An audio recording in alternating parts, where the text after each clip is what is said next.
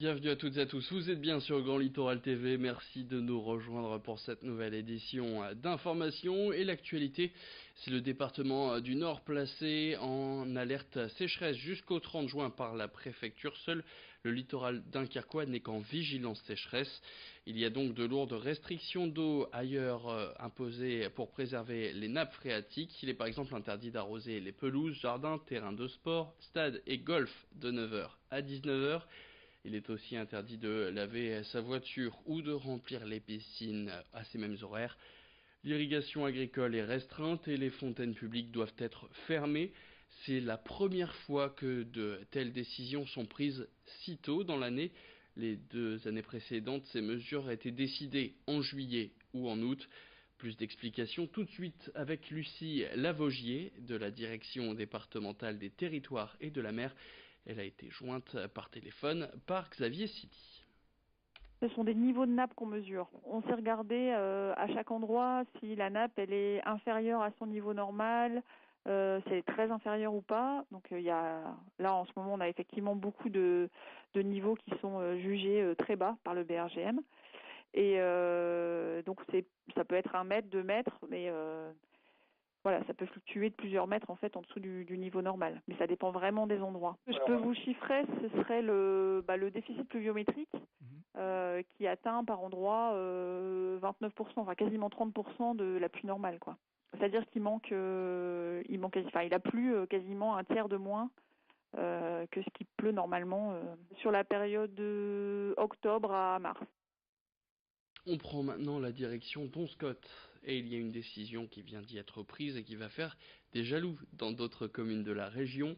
Vendredi dernier, lors du conseil municipal, le maire de la ville a décidé d'offrir des chèques carburant à ses concitoyens. Des chèques qui vont être distribués à partir du 1er mai et de manière équitable.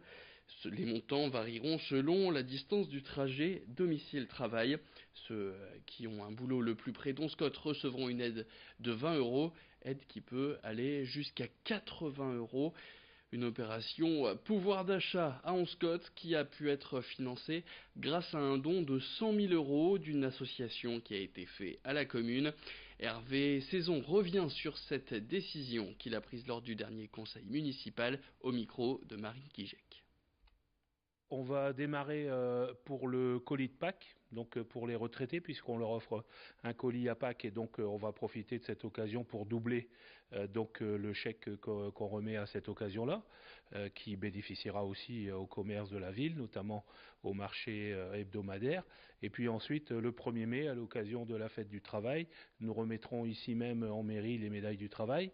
Et à cette occasion-là, nous allons lancer également le premier chèque carburant, notamment pour la personne qui est la plus éloignée de son domicile pour aller travailler. C'est quelqu'un qui travaille à Enghien-les-Bains. Pour la 2e année consécutive, les étudiants non boursiers inscrits à l'Université de Lille vont devoir payer 90 euros de contribution de vie étudiante et de campus, une somme qui s'ajoute aux 200 euros de frais d'inscription, ce qui fait un total de 290 euros pour pouvoir étudier dans cette université. Une contribution qui doit permettre l'amélioration de la qualité de vie sur le campus, mais pour la Fédération de syndicats solidaires étudiants, cette contribution est le signe d'un désengagement supplémentaire de l'État. Elle alourdit surtout les finances d'étudiants non boursiers, loin d'être tous riches. Léo Petit, membre de cette fédération solidaire étudiant, est en licence de sciences politiques à Lille. On l'écoute tout de suite au micro d'Idil Gunaï. L'université réclame rien, c'est l'État qui réclame 90 euros à chaque étudiant pour pouvoir s'inscrire dans ces universités. Et donc c'est un fonds qui revient directement à l'État. Elle n'est pas justifiée, on nous a dit il va falloir payer 90 euros. Voilà, c'est tout. Et à partir de là, ça permettra aux universités de faire vivre des projets étudiants. Il y a pas, on faisait déjà vivre des projets étudiants avant. L'idée c'est que c'est une nouvelle forme de désengagement de l'État par rapport à l'enseignement supérieur. Et c'est un moyen pour l'État du coup de baisser ses subventions encore une fois. La Fédération solidaire étudiant qui est donc contre cette contribution et qui va mener plusieurs actions pour tenter de renverser la vapeur. Écoutez. Une motion a été déposée au conseil de faculté de la faculté des sciences juridiques, politiques et sociales pour remettre en cause ce système de subvention. Et une deuxième fois donc au conseil d'administration où l'élu de Solidaire a défendu justement l'idée que ces projets avaient été menés sans une once de prise en compte de l'univers social dans lequel vivent ces étudiants et ces étudiantes. Ça a été fait pour qu'on ait une belle université et pas pour que les étudiants puissent vivre décemment. C'est un problème. Et puis on va parler maintenant en vacances scolaires. Elles ont débuté lundi pour les plus chanceux d'entre nous. Hier, nous vous proposions un petit panel d'idées sorties sur le littoral avec Idil Gunay.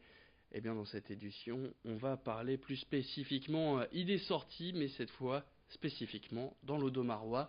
De nombreuses animations, expositions ou ateliers sont organisés pendant ces vacances de Pâques. Vous pouvez par exemple participer à des escape games ou encore découvrir les célèbres marées.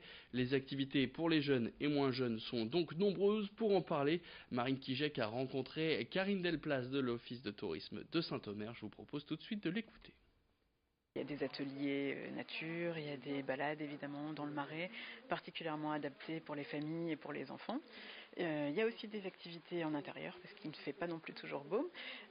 Par exemple au musée, autour de la nouvelle exposition aux armes, donc au musée Sandelin, avec le pays d'art et d'histoire également, notamment à l'approche des journées des espaces fortifiés. Donc pas mal de choses autour des armes, autour des donjons, des thématiques qui plaisent en général aux enfants. À la Coupole d'Elfaux également, il y a toujours beaucoup d'ateliers scientifiques qui plaisent beaucoup pendant les vacances. Allez, c'est la fin de cette édition. Merci à tous de l'avoir suivi. Tout de suite sur Grand Littoral TV, la météo.